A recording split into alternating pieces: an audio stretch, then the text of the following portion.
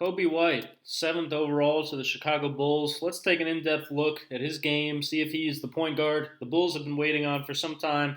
Do me a favor, make sure you follow on Twitter at ScoutWithBryan. And when you're done with this video, please make sure you press the thumb up button and hit that subscribe button that you'll see pop up on the screen so you don't miss any more of my videos. And you also get a chance to catch up on my Zion, John Morant, Jarrett Culver, RJ Barrett, Rui Hachimura, all the scouting reports, all the film breakdowns on on Giannis, James Harden, Luka Doncic, all those guys. Make sure you check it out. Let's dive into the film. What exactly did the Chicago Bulls get in Coby White? First and foremost, his most translatable skill, blinding speed. In that kind of John Wall mode a little bit, De'Aaron Fox, not that same kind of athlete that John is, but he does have that blinding speed, a little bit taller version of an Ish Smith to me, a guy that just puts tremendous pressure on the defense playing with his pace. In addition, he knows how to change pace well also. That's what I really like in his game. Look at him read here. This defender end up going with the corner, which will open up his own drive to the basket, where he's a pretty good finisher, goes through contact, attacks the rim relentlessly. Make or miss, he is taking the ball out of bounds and pushing the pace. This is, again, his NBA skill right away. He's going to be one of the top guys in the league, up there with Fox, up there with Wall, if he gets healthy again. And in addition to that, like I said, a good finisher, good body control, has a pretty good handle. Look at him go behind the back here, end up hanging in the air, avoiding the charge, gliding to the side of the defender, finishing with nice touch off the backboard. That speed, again, this is just something you can't really teach, but it's pretty blinding, again, that'll help him get to the rim a ton, help him play in transition, and Jim Boylen, I know, will take the wheels off a little bit and let him get out and run, because that's clearly his best skill, his best asset he brings to an NBA team is playing with that pace. Not always the best finisher in the world, can shy away from contact, can go in there a little bit ill-advised at times, but for the most part, again, he is attacking, he knows himself, he is going once he gets the ball, make or miss. And again, when he sizes up his defender again, he really knows how to change speeds, change his pace well. Look at the hesitation dribble right here with the right hand. Rock him. End up leaning into his defender to get some extra contact and the N1. Pretty good at doing that around the rim as well. He's a natural scorer, Mr. Basketball for a long time. Really knows how to play the game, really good feel for it. You see here on the pick and roll, ends up not getting a switch, but knows he can attack his own man as he recovers back to him with the left to right cross. Simple move to go by. And then again, once he gets to the basket, he's a pretty explosive leaper, even off of 1 foot. Again, not the John Wall type, not the guy that's going to dunk on you hard at the rim, but a guy who's got good explosion around the rim, capable finisher. But like I said, sometimes he does tend to move away from the contact a little bit. He does have to keep it simple, sometimes makes things a little bit harder than they need to be. Here going for probably a lot more spin, a lot more scoop than he needed when he has the rim ride open to go up strong there. Again, if you don't get back right away, he is coming. But the other thing that does concern me a little bit, the turnovers. Turnovers, to me, not a huge deal for guys in the NBA. You know, a lot of guys like Steph struggled even in their first couple years with high turnover numbers. But for Coby White, I think it's a fair question. He's not a natural point guard. He still is struggling with his handle a little bit. You'll see a lot. You know, he plays so fast, gets so sped up. Sometimes he tries to do a little bit too much off the dribble, and sometimes you don't really see the feel all the way there. Even though UNC played fast, sometimes he'll get into situations like these where he'll just make a pass that's really not there, that's not open. Sometimes where he could be better off just holding the ball longer himself, pulling it back out, reading the defense better. Some of his handle, again, you see with the behind the back there, ends up losing the ball a little bit right there, losing it again a little bit right there, and then finally forces a pass out of bounds. I think it'll be interesting to see how he really translates to playing the NBA point guard position full time. Again, definitely has a good handle, but has to cut down a little bit on the chances he takes. You see him play with his defender a little bit too much there, go behind the back, get it stolen again. This time as the defender's up on the pick and roll, tries to split it with the defender's hands right there. Another turnover. He is just a turnover-prone guy, at least right now. He'll need to cut down on those if he wants Jim Boylen again to let him play in transition, play fast. Here, though, he definitely shows flashes of being able to read the floor well, being able to be a big-time passer. Nonetheless, UNC, they're more of a deliberate half-court team. Roy Williams, of course, let them run as much as ever this past season. But again, he only averaged under 4 assists a game, so he's not a guy who had a tremendous amount of experience playing in pick and roll, playing in NBA-type offenses. But in the NBA, again, when you have at most one guy who can't shoot running the floor and everybody else is spacing, that should open things up more for him to read the floor like he does here and find the right pass.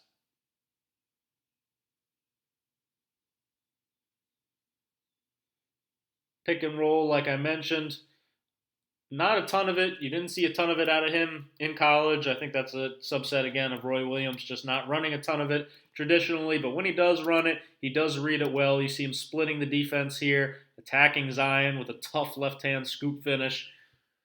Pretty good, again, at reading, changing his speeds on the pick and roll, reading the coverage, splitting there to an attack at the rim. Or once again, he does become very explosive and finish strong off the glass.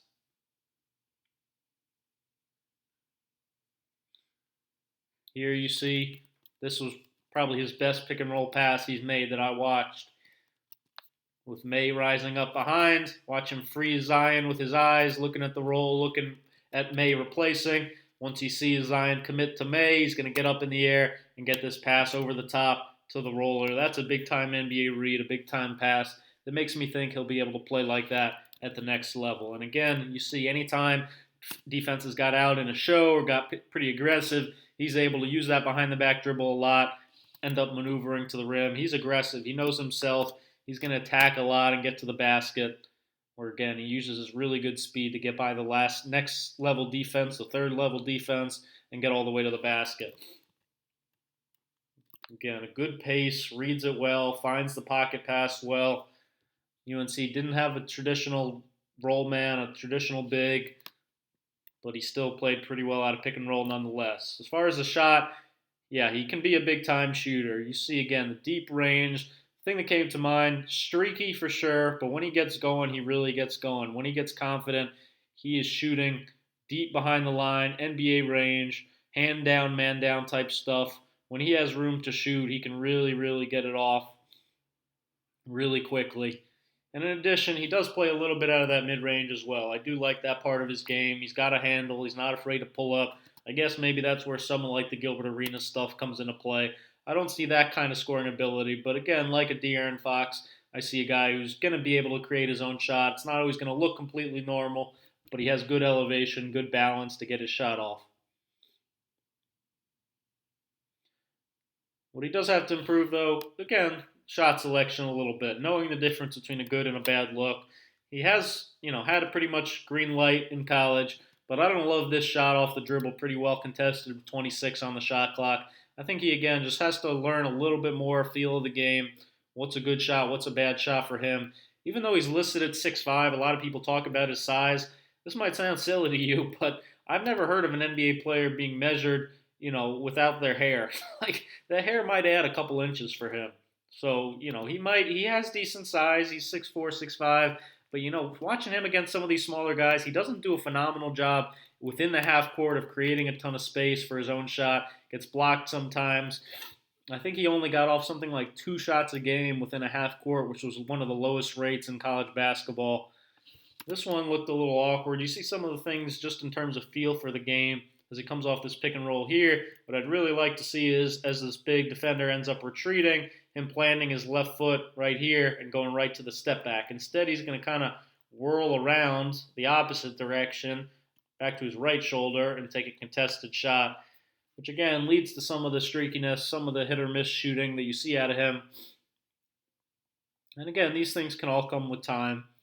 Like I said, hand down, man down, gets his shot up quickly, really quick release. If you're a second getting out to your closeout, he feels comfortable shooting. But you do see sometimes, again, the shot can be a little erratic, can be all over the place, needs a little more consistency out there. I think, again, his best skill for right now is going to be his speed, his playmaking, his attacking, getting to the rim. And he'll have to, again, learn the difference between the right shot and the better shot. A situation like this here with a big man closing out to him, I think he needs to learn. Yes, he can get his shot off quickly. It's an okay shot. It's a three. But here I'd prefer to see shot fake, attack, make a play, or get to the rim yourself. Again, just some of those decision-making type things for him will come with time. Defensively, I do like the motor that he competes with. He is not a guy who quits on plays. You see a lot of guys come in at UNC, Duke, Kentucky, highly ranked, and think that means they get to kind of relax defensively, just play offense. You see him battling on the switch here, competing, going after the ball. He has good hands, good instincts, good feel for the ball when it's in the air. Capable of being a pretty good steals guy.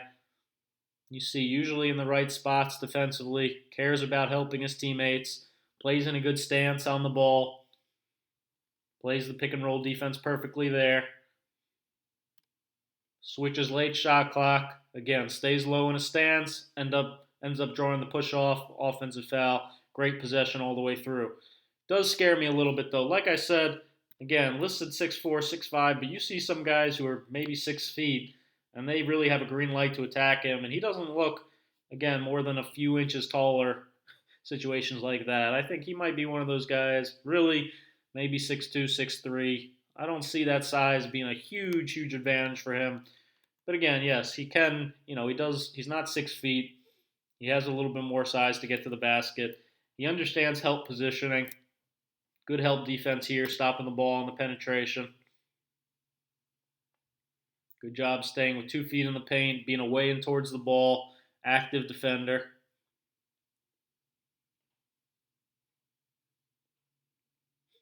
Knows how to play the game on that end. Clearly has been playing a long time. Understands. Good feel. But again, it does give me a little bit of a concern that especially in the shot clock situations, teams tended to really target him defensively, and he sometimes doesn't provide a whole lot of resistance, especially going towards the rim. He's got to learn to be a little more physical of a defender. I know it's tough to guard these quick little guards, especially in the NBA when you can't really put hands on a guy or any sort of contact on a guy. But he's going to have to learn to be a little bit more physical than he has been so far in college. Because I do think, to an extent, the resistance level at the rim is pretty lacking. Final example we'll see right here, once again, kind of just has a tendency to stand straight up after he gets beat. I'd like to see him, again, be in a lower stance defensively, really cut off this drive. That's something, again, that's a separator between a guy like Ja and him. Maybe it's something he would have learned better coming back for a second year. So again, the youth is part of it. I think he can definitely learn this, improve on this, so on and so forth. Game's not perfect, but to me, again, that blinding speed, that finishing ability at the rim, that feel for the game, and again, the big-time shooting ability, which I think will come, and saw some flashes of, will make him a pretty solid point guard in the NBA. A little bit in that Ramon Sessions mold, a little bit De'Aaron Fox. I think, again, he's a high-level player and an impact player with his speed alone. Thanks for watching. Make sure you hit that thumb up button, hit that subscribe button. As I mentioned, Scout with Bryan on Twitter. Thanks very much for watching.